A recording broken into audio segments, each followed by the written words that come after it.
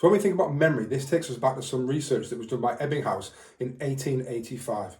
And it's amazing that this research hasn't really made it into the kind of mainstream classroom until the last few years, really, when there's been a resurgence on research and the science of learning. So you'll see from the graph on the left-hand side here that what Ebbinghaus inferred really through his research is that about 90% of what we teach is actually forgotten by the students within the first week.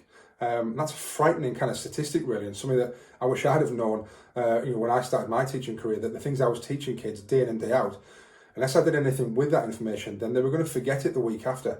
So going back to that that kind of quote about what learning really is, and that change in long-term memory, we need to think, well, if students are forgetting this within the first week, then clearly they can't remember it and they're not really changing their long-term memory. So ultimately, they haven't learnt it. We've just presented them with some information.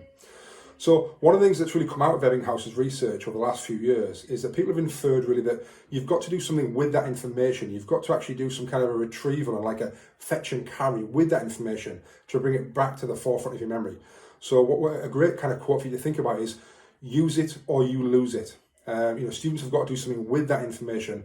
Otherwise, like the graph demonstrates, the information is just going to be lost within that first 7 days, and then students find it really, really difficult to be able to then go back to that information and retrieve it.